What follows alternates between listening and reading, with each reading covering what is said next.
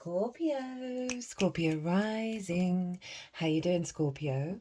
This is your reading for the Aries equinox and the Aries eclipse, the new moon. It's a partial solar eclipse. My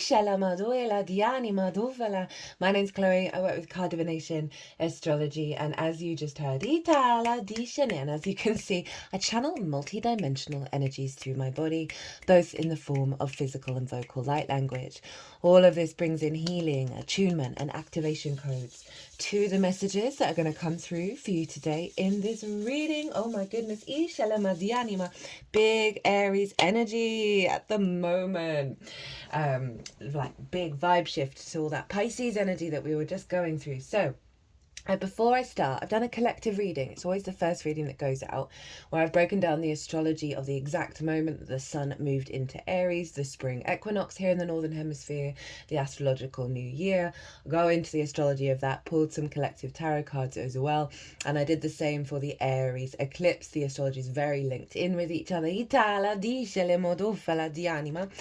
Some cool channeling came through, some channeling that has never come through in that way on this channel. So just for curiosity's sake, if you're a regular, you might want to go check that out. And it'll just give you a deeper understanding of what's going to show up here. It acts as the baseline for the all 12 sign series. In this reading, we are going to get a couple of cards for the spring equinox energy, the Aries equinox. That takes us up to the Cancer solstice. So it's about a 3-month period of what kind of energy are we working with, this vibrant new energy that's come through. And I'm also going to pull a couple of cards on the integrated and expansive intention of what this eclipse is all about. We'll also get 2 oracle cards at the end of the reading. So I read for the rising sign. So for those of you who do not have Scorpio in the first house, look to the house it does fall in.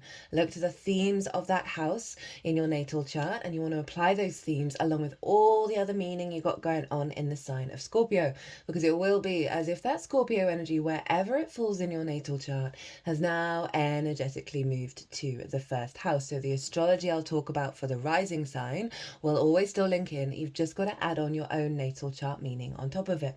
For example, I've got Scorpio in the 4th, and I've got Pluto, Vesta, my South Node, and Saturn all sitting there. So I'd apply the meanings of the 4th and the meanings of all of those celestial bodies to the messages that come through in this reading.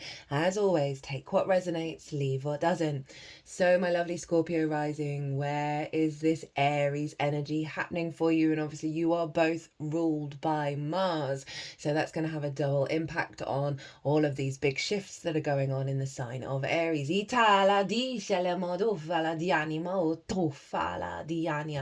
Mars is always influencing Aries and therefore always influencing you, and there is a connection between the 2 signs. So where is this happening for you, my loves? It's in your 6th house of the adult in the room. This is about work, how you figure things out, right? It's about literal work as well as physical health, routines, co-workers, and therefore collaboration, and pets, and therefore acts of service. So you got some every year. Here you get a big boost of energy with the Aries equinox.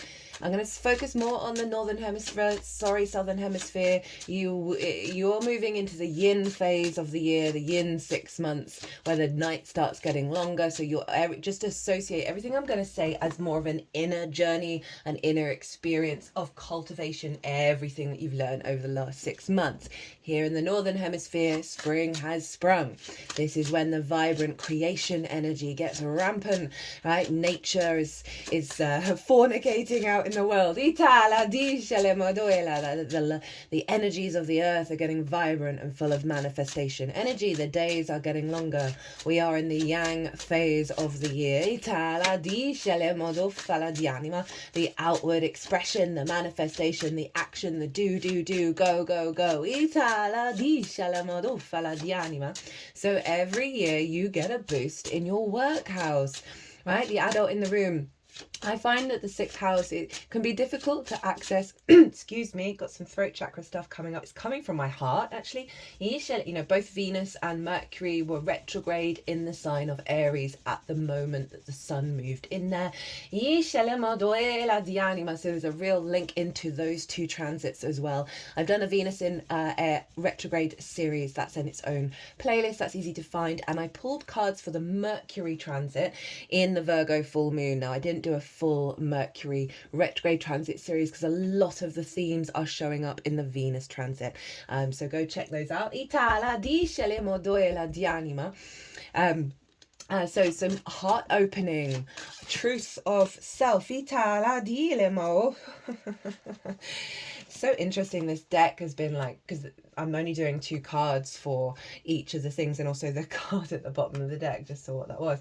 And repeatedly, it's like the deck's just dropping out 2 cards, which is, they've done it pretty succinctly anyway. Back to you, Scorpio, right, of the way that you work, right? The more we understand the lens in which we work through, the healthier relationships we can have, right? Because then we're able to communicate to others, to understand how we work, and therefore figure out how we work with other people, and be able to express, okay, well, this is how I figure things out, this is how I collaborate, how do we find a meeting in the middle?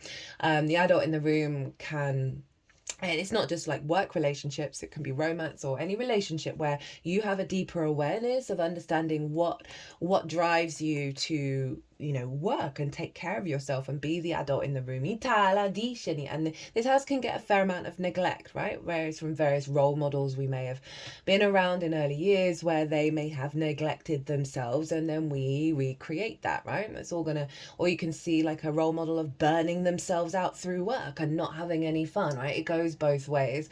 And this Aries energy, we're getting 4 retrogrades in the sign of Aries that are moving back into Pisces. The energy of fire and water, particularly with the Aries Pisces dynamic, is very significant over the next year, as is that Virgo energy with the South Node.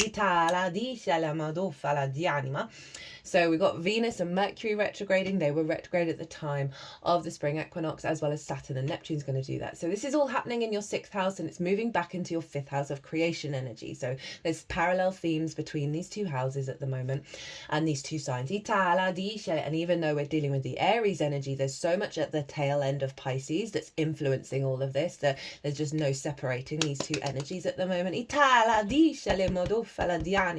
So spring equinox, vibrant energy coming in, bringing in new fertility energy, new manifestation energy, of how you create and how you work and how you understand, and looking after yourself and tending to yourself and being the adult in the room for yourself, and stripping back the layers of the conditioning around collective, social and individual around the I am. The I am is being laid bare. A reorientation back to the truth of your soul frequency, of how it wants to work, how it wants to experience being the adult in the room. You know, the adult in the room holds a lot of connotations of what we're supposed to be as human beings, right? Productive, mature, got to tick these certain boxes to feel like the work I'm doing is being received, you know, all of this kind of stuff, right? Of working together in certain ways, or that sense of, oh, how do you collaborate, right? I feel this, I felt like there was a bit of stuck energy around that. And I feel like it's, how do you collaborate with yourself to take care of yourself, be both the adult in the room, and that 5th house energy where everything's moving back into, of the joy, right? The inner child, the creativity, and then really, you've got a really strong frequency around these 2 signs over a while now, that this is the goal. This is one of the main focal points of your year, Scorpio, is infusing joy and creativity into the way that you work. Now the moon was in Sagittarius, trining the sun at the exact moment of the spring equinox. And Sagittarius is in your 2nd house of your resources, your skills and your tools, of how you manifest and bring in regular income or regular resources. It's the things that you value, and most importantly, how you value yourself. Now we've got a lovely harmonizing energy here between the moon and the sun. Your intuition is going to be guiding you to certain deepenings of sense of value, certain deepenings of your skills and your tools, being intuitively guided towards things that represent what that adult in the room wants to do, right? So healthier relationships with work, healthier healthier relationships with co-creation, healthier relationships with you being the adult in the room, and knowing what you're bringing to the table, knowing your own value at more of a fundamental level. So that moon is very inspirational in terms of elevating those skills and tools, of drawing towards you things that bring you nourishment in terms of your own sense of value. And that sun is getting the bright ideas, how to implement, how to put this all into practice, and the desire to co-create, whether it's with yourself, with source, with others. Right, let's get into the cards. So this is the most integrated and expansive intention of what the spring equinox energy is up to, right, over the next couple of months up until the Cancer solstice. So this you can apply to any nuance that's showing up in your life, good, bad, beautiful and ugly, that this is the intention behind it all, right? So it helps give us perspective.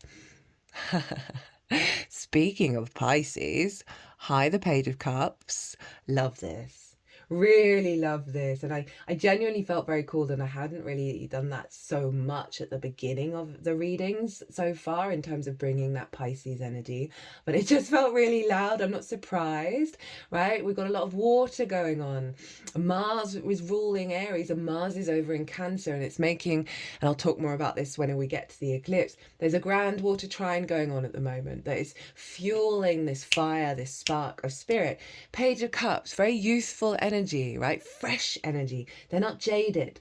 They haven't gone through all the hoops. They're open to experiences, open to communication, open to the magic as well. You see this page? It's talking to a fish in a cup, and that fish is talking back, and neither of them look weirded out by it. It's just a thing that's happening.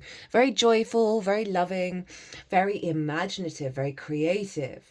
And it is a Pisces card, so it's really doubling down. The intention is to, one, liberate, you know, wherever you're at in your life, of that kind of work, gotta go down this cycle again, gotta go and do the physical exercise, just the heaviness, right?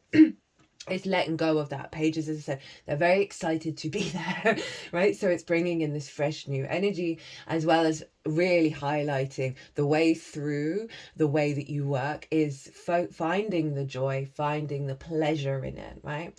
Being really open to shifts and changes and messages and opportunities and experiences that are coming your way. And they want you to operate from the Page of Cups, right?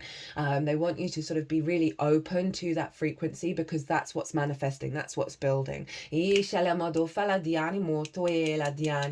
So aside from, you know, really stepping into that Page of Cups, this is the card, this is the energy that they want you to focus on in order to elevate and bring this in at a higher level. Whoa, we've got the Six of Cups, so we've got big water showing up here. Now, the Six of Cups, I like this because, you know, as I talked about, both the sixth house of like learning love languages, learning sense of value, or being the adult in the room from our early years.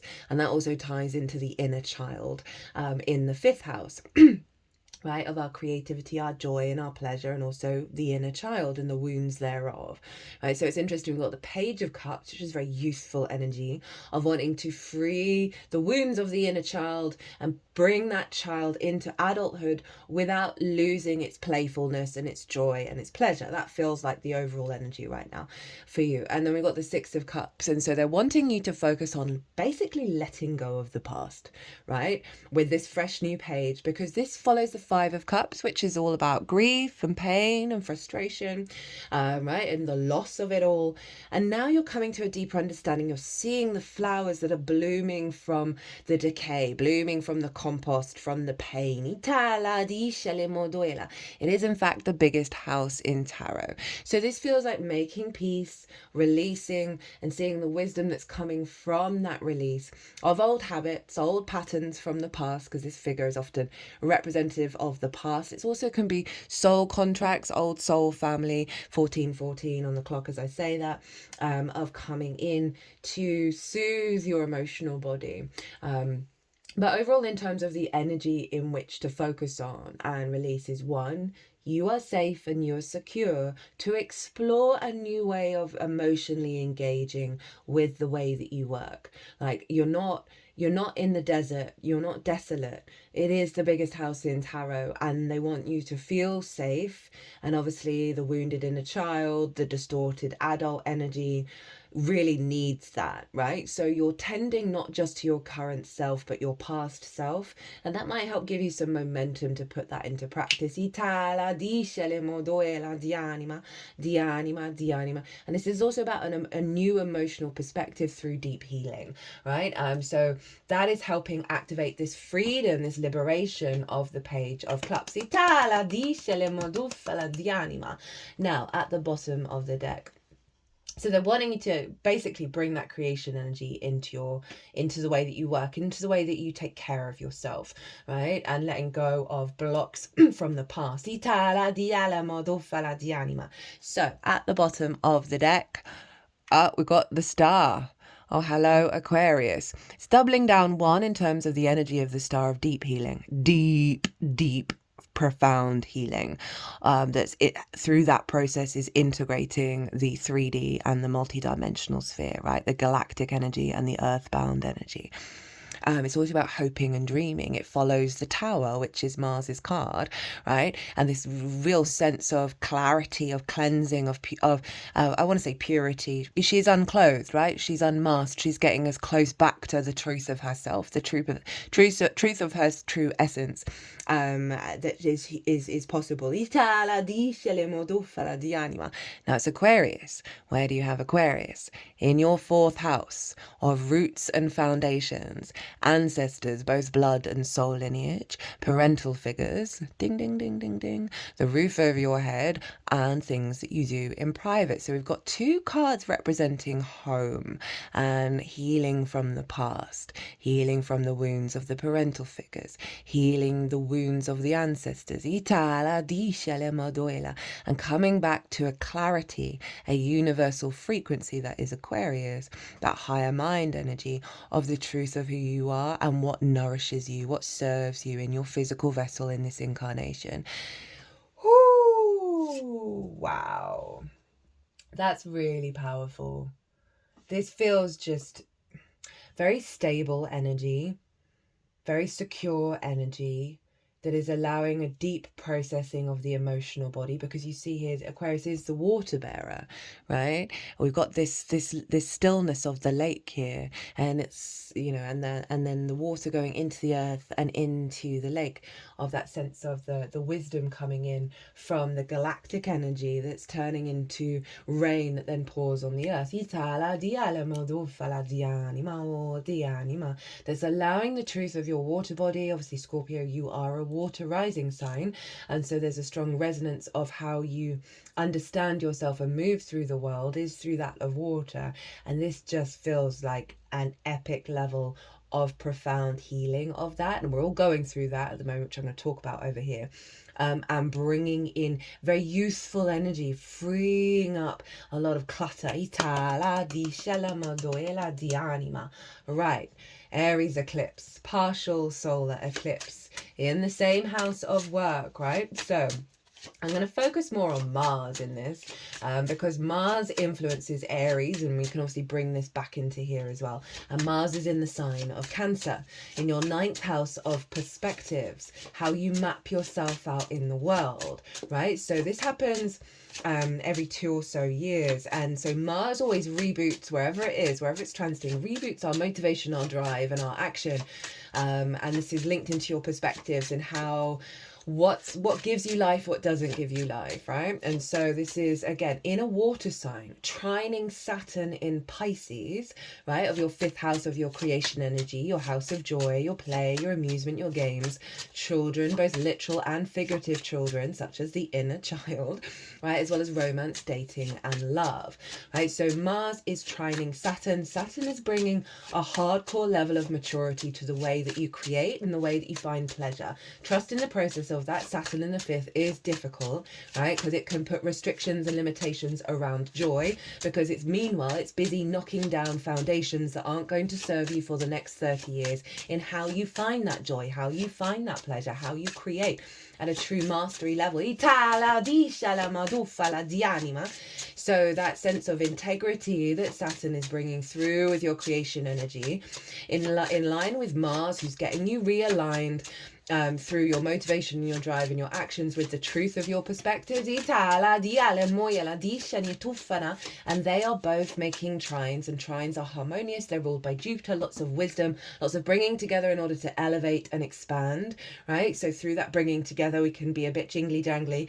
I don't know, I've never said that before, of like all things kind of trying to figure each other out before the expansion happens. Ooh,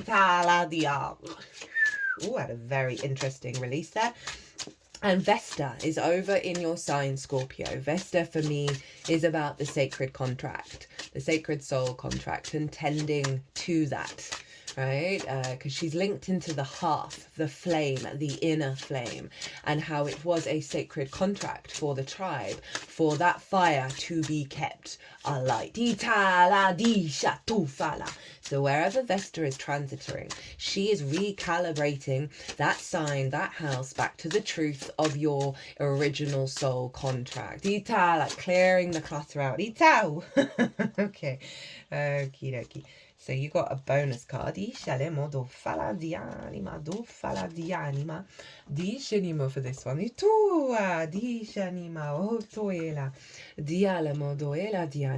And she's in your first house, your sense of self, right? Your embodiment of self, your literal body, your character, right? It's a very powerful house. So she's retrograde at the moment. She's direct at the time of the eclipse.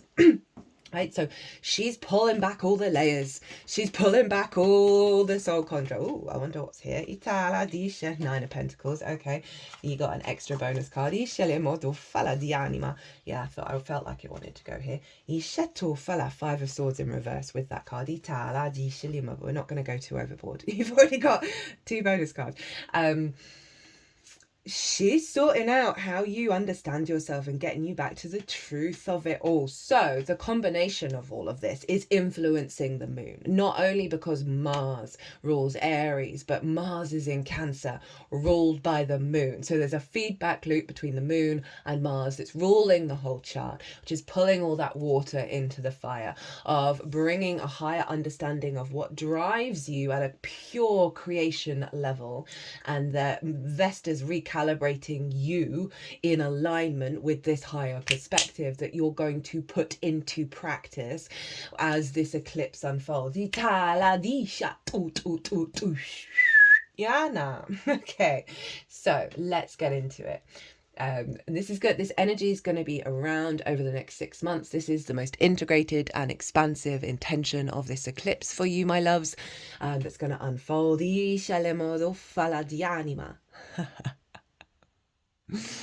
I mean, how perfect is getting the Fool with what we were talking about here? And these are very closely in alignment with each other, right? Hi, Scorpio. So, embarking on a new journey, the Fool's journey. And I've got a new oracle deck that's called the Hero's Journey. I got it specifically for Aries. Because Aries is very much of going out on your own path.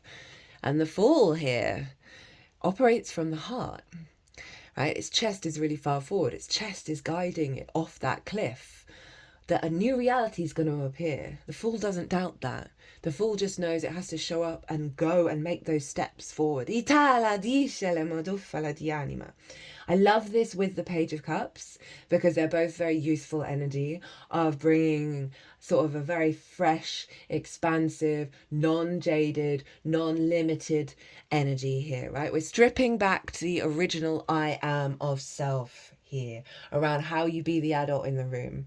So it's hilarious. It's the fool who's leaving all the adults behind and going off on its own journey to understand what that now means, like what that means for you now. However many journeys you've been on, however many recyclings you've been on, that this is like a new frequency that's coming in of like, how do you want to show up? How do you want it to actually be and embody that, rather than holding on to the grievances of what may have been before, it's more of a restricted, contracting energy. The Fool is open, wide. You might want to do some like exercises, like with chest opening exercises. Oh, I really love that for you, Scorpio, especially with that Nine of Pentacles, because she's all about the holistic life, right? Fun and work, all in balance. Right. How to work with this energy. You've got a bonus card. We've got the Two of Wands and the Queen of Wands. Now, these are both kind of bits of pause cards. So with this eclipse energy, they want you to take your time to enjoy the ride, to enjoy the experiences. You don't have to have all the answers. You don't have to know everything, but just know that you are embarking on a new journey. The Two of Wands is about getting the lay of the new landscape, right? You're in a good position. Like, this figure is standing on top of a very big castle. So we've got big home here and big castle here. Another nod from the universe is you are safe, you are secure, but you are embarking on a new journey, and they want you to observe what's unfolding around you. They want you to be open and hold that Ace of Wands, right? And allow that to guide you, to trust in the fresh new energy and not the old, right? This figure is looking to the future. It has the world in its hands. So they're really wanting to double down on, this is not about the old paradigm anymore. I'm going through 111 on the clock, as I said. Oh, that makes a cool sound. Oh, I like that. I really like that. They've not done that yet with this deck, because I use a new deck for all the solstices and the equinoxes. Kind of sounds like water with that Pisces energy. What was I even saying? Oh my god, it's completely gone. Oh yeah. So I'm being bombarded in every area of my life right now with lots of new experiences, lots that are kind of mimicking old patterns, right? And there's some really good stuff going on, and I'm being recognized, I'm being praised, and I don't believe any of it. It's digging up a deep wound of not being able to trust, because I'm so used to a dysregulated, hyper overstimulated, drama filled, chaotic, conflict life, right? Even though I want to walk in peace, it just always seems to come towards me. Most of my chart is squares and oppositions, right? But I am really struggling at the moment to believe in the new reality. So I'm saying that as I'm standing in solidarity with you. If you may be like, what the do you mean? Like, none of this is real. Right? Because our brains want to hold on to the old patterns because we're so used to them, we're so comfortable to them, and it takes a while to integrate. So this is really doubling down on the integration process, right? Of being very kind and very loving with yourself with that Queen of Wands as well. You know, queens are yin in nature. She is hyper independent, like really knows who she is and what she's capable of.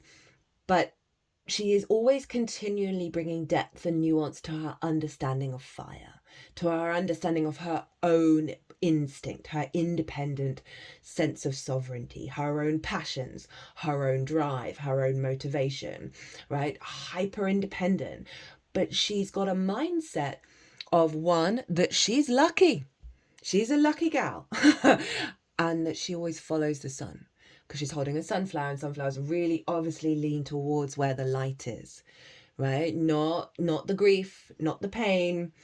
She's guided towards that. So they're wanting you to cultivate that experience of, one, knowing you're in a good position, and you've just got to get the lay of the new reality and learn to trust that what you're experiencing is coming from the truth of you. It's not separate from you. It is connected to you, this new reality. And allow that heart to really start to open and enjoy the process. You know, I find it best to do so without any expectations or assumptions about anything at all. And the more that we do that, the more our instinct becomes aligned with our reality, because we're no longer in a state of conflict. And this card underneath it was the Five of Swords in reverse, right? So this holistic life that's coming through. But you really got to observe it. Observe it. Let your instincts just breathe for a second as you go out and be the fool, and just allow that little part of you to stand back and observe what's unfolding, what's going on, rather than letting it's fire, so it's that sort of that inner life force. Observe that inner life force rather than the mind, right? And the mind pulling you into spirals. I don't feel like that's for everybody, but there's genuinely a sense of give yourself space to recalibrate your instincts. Like this feels very transitiony and it's getting you to this open-heartedness of the Fool. Yeah, no, that was a good whistle. So at the bottom of the deck, oh hi, we got the Queen of Cups. I really am enjoying like this kind of stuff on the cards. I know you can't really see them in the same amount of detail as the other decks, but this is just making my senses just feel very tingly. So the Queen of Cups is at the root of this energy. I love the Queen of Cups. She, for me, keyword, serenity. She's so psychic, she can see very far into the future, but she's not bothered. She's not in a fear mindset. She's not worrying about all the things she's got to do in order to facilitate whatever's going on. She's chill, man. She is chill. She's nurturing, kind. You got two queens show up. This is very much about nurturing yourself and being very kind to your water body and the instincts that may be coming from old past wounds around emotions and sense of satisfaction and joy and pleasure, right? Queen of Cups is only this whole dynamic is bringing in a level of serenity, right? Say you're worried about work. Say you're worried about how you find your joy, right? Because it's water. It's bringing your embodiment of that, of being the adult in the room. What does that even mean to you? That Queen of Cups with the Fool is so soothing and loving to the experience of the human incarnation, of be in the moment, and follow that sense of through that sense of surrender, i.e. I am where I am, and I am going to tend with nourishment to this experience. That allows the Fool to go into any situation with this deep love, this deep sense of serenity. You don't have to have the answers. Aries isn't about that. Virgo's South Node is letting go of... I just saw what's underneath that Queen of Cups. The Five of Cups in reverse. Yeah, there's some real loving healing coming in here. They're wanting you to focus on that and really tending to what your old patterns are with your instinctive nature that is allowing for a greater sense of liberation and freedom for you to flow through your life and bring about a holistic understanding of it, right? Happy work, happy home, happy friends, happy lover, happy being, right? Not burnt out at work, or not running away from being, mature and looking after yourself. I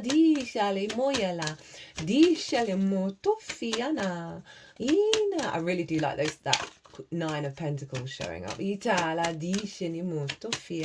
Right, we're getting an oracle card from the Hero's Journey. We're also going to get one from the Wild Unknown Animal deck. Okay,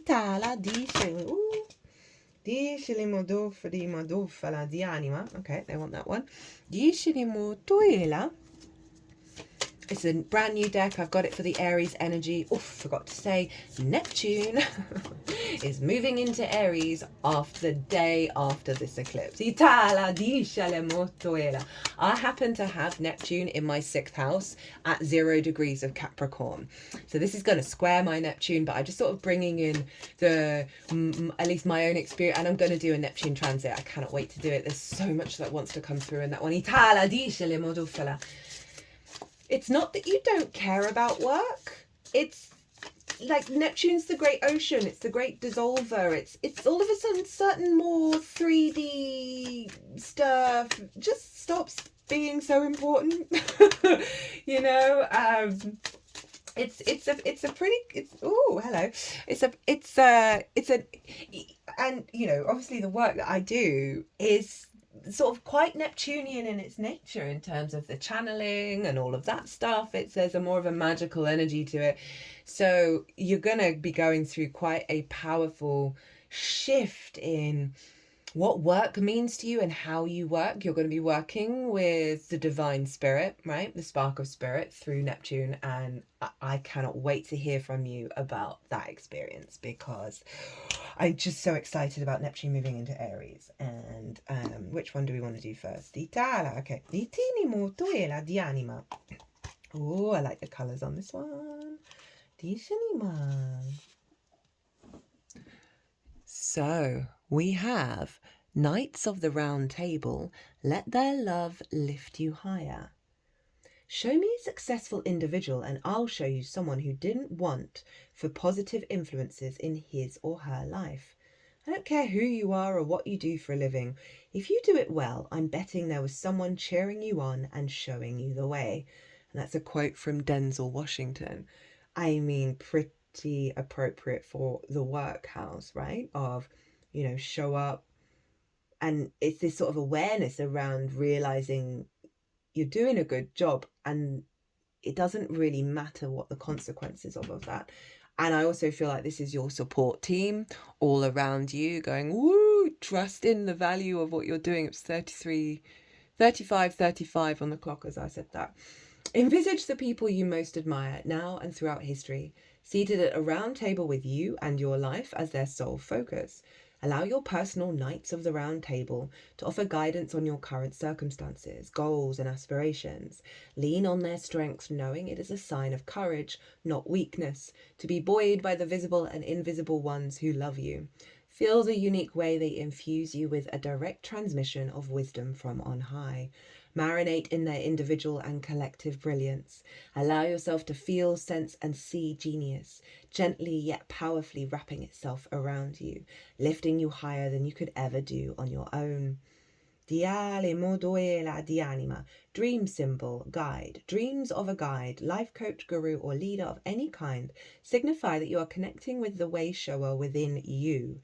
Everyone in your dreams is you, so dreaming of a guide brings a direct infusion of insight, clarity, and wisdom that is more powerful than any external source could provide. Honor this dream by taking concrete action in the waking world. Your dream guide comes to inspire and assists you on your hero's journey. Mantra: with my personal Knights by my side, I am protected, loved, lifted, and carried into all of this. Because this feels like pure magic. And that card predominantly for me is like trusting in your capacity, trusting in the unfolding, right? That there's a lot of support around you, a lot of inspiration around you. And again, you don't have to have all the answers.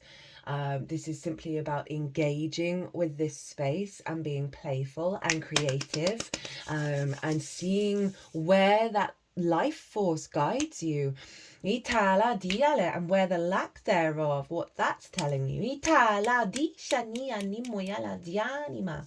And what I really love is let their love lift you higher, right? Because this energy does feel like a vibrational frequency shift of trusting in the unfoldment and the expansion is taking you, it just, oh, my third eye and all the area around it is throbbing, is taking you to the next level.